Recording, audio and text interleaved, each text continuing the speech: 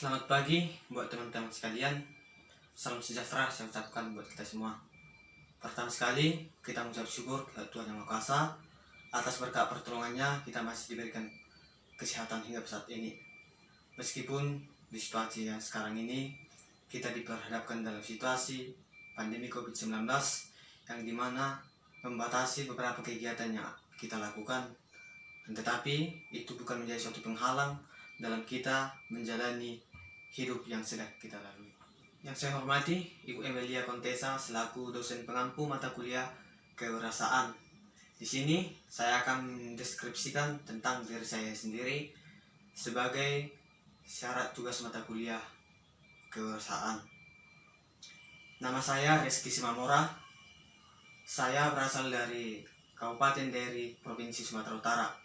Saya lahir di Desa Lumbang Toruan, Kecamatan Leparira, Kabupaten Deri, Provinsi Sumatera Utara, tepatnya pada tanggal 19 November tahun 1999. Saya merupakan anak kelima dari 5 bersaudara. Riwayat pendidikan saya SD di SD Negeri 036 409 Desa Lumbang Toruan. Kemudian saya melanjut ke SMP Negeri 1 Silima Punggah.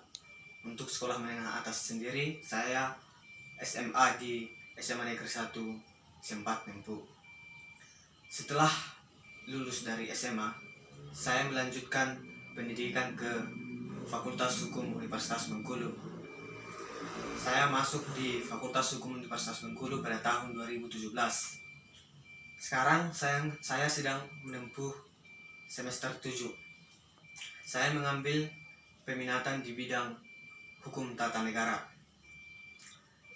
Teman-teman sekalian, pada semester ini tentu kita harus sudah mempersiapkan yang namanya skripsi. Untuk itu, saat ini saya sedang dalam proses penyusunan skripsi karena saya berharap saya dapat menyelesaikan studi saya ini tepat waktu. Masuk di Fakultas Hukum Universitas Bengkulu merupakan suatu hal yang tidak pernah saya pikirkan sebelumnya. Untuk itu, ketika saya sudah masuk di sini, saya banyak belajar banyak hal terkait bagaimana seorang mahasiswa Fakultas Hukum tersebut. Untuk itu, seorang mahasiswa Fakultas Hukum dilatih untuk bisa berbicara dengan baik, membaca dengan baik, dan menulis dengan baik. Selama saya berada di Fakultas Hukum, saya mengikuti beberapa organisasi kemahasiswaan, baik di dalam kampus maupun di luar kampus. Untuk di dalam kampus sendiri, saya pernah mengikuti organisasi mahasiswa paralegal. Kemudian juga untuk di luar kampus, saya masuk di Gerakan Mahasiswa Kristen Indonesia Cabang Bengkulu. Di dalam 2 organisasi tersebut, saya bisa menempah diri saya bisa melakukan apa yang saya rasa perlu sebagai bekal untuk saya ketika saya nantinya tamat dari Fakultas Hukum. Lulus dari Fakultas Hukum, saya bercita-cita menjadi seorang akademisi atau menjadi seorang praktisi hukum. Kenapa saya memilih profesi sebagai akademisi? Karena menurut saya menjadi seorang akademisi merupakan suatu profesi yang mulia. Karena nanti kita bisa menyampaikan, kita bisa mendidik mahasiswa-mahasiswa menjadi mahasiswa yang berkarakter baik dan berintelektual tinggi. Makanya berdasarkan hal itu, saya sangat rindu dan bercita-cita menjadi seorang akademisi hukum yang nantinya bisa mengabdi di kampus, menjadi dosen dan segala macamnya. Untuk menggapai cita-cita tersebut, tentu bukan hanya diomongkan saja, tetapi harus bisa diikuti dengan tindakan. Oleh karena itu, saya juga ingin nanti setelah lulus dari Fakultas Hukum Universitas Bengkulu, saya berencana untuk melanjutkan studi S2 saya. Untuk studi S2, saya berencana mengikuti jalur beasiswa LPDP supaya persiapan menjadi seorang akademisi lebih baik lagi. Di samping itu, saya juga ingin mengabdi bagi kampung halaman saya sendiri. Saya pengen dengan ilmu yang saya dapat di Universitas Bengkulu dapat saya salurkan kepada masyarakat, sehingga dengan ilmu, dengan gelar yang kita dapat bermanfaat bagi masyarakat sekitar dan juga kepada negara Republik Indonesia.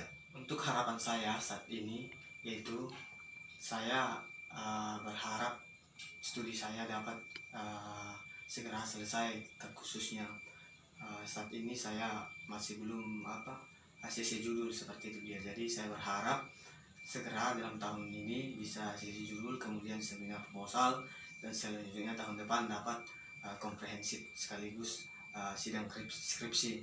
Karena tentu ini adalah harapan terbesar bagi saya, bagi keluarga, dan bagi sahabat-sahabat. Ini adalah harapan terbesar ketika kita udah kuliah, yaitu mendapat gelar sarjana. Untuk harapan yang lainnya, dalam situasi COVID-19 ini, kita berharap tentunya ini segera berakhir, kayak itu dia. Ini segera berakhir, kemudian apa yang menjadi kebiasaan-kebiasaan kita sebelum adanya COVID ini dapat segera kita laksanakan kembali, terkhususnya di bidang pendidikan. Saya contohkan di bidang pendidikan, yaitu kita mahasiswa yang setelah adanya COVID ini kita menjadi melaksanakan kuliah secara virtual atau melalui daring, kayak itu dia. Menurut saya pelaksanaan kuliah melalui daring ini kurang efektif dan kurang maksimal, kayak itu dia. Apa yang didapatkan mahasiswa sangat jauh berbeda ketika kita lewat daring dengan tatap muka. Untuk itu ini menurut saya sangat berdampak dan berpengaruh ke depan jika ini terus-terusan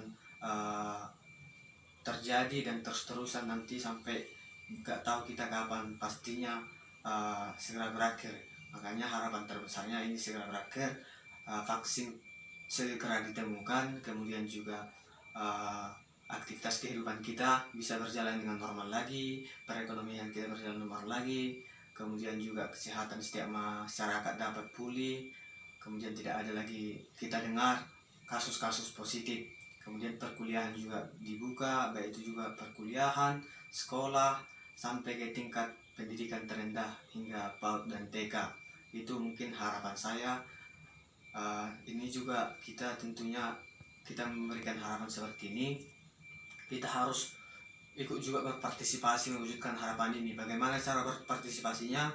Kita ikuti anjuran pemerintah untuk tetap mengikuti protokol kesehatan, memakai masker, menjaga jarak, dan hindari kerumunan. Kemudian juga ketika kita diperhadapkan dengan kuliah online, kita seriuskan seperti itu dia. Terkhusus kita mahasiswa, kita harus seriuskan meskipun kuliah online tidak maksimal, kita sendiri yang bisa belajar mandiri. Menurut saya ini menjadi suatu solusi yang mungkin saya tawarkan kayak itu dia buat teman-teman mahasiswa. Ketika kuliah online, kita jangan cuma mengikuti kuliah di lewat virtual saja, karena itu hanya 1 jam. Jadi perlu ada tindakan lain supaya kita tidak tertinggal baik dari pengetahuan dan ilmu seperti itu dia. Supaya kita tidak tertinggal, kita harus mempunyai waktu sendiri untuk belajar mandiri, mencari tahu sendiri, diskusi dengan teman.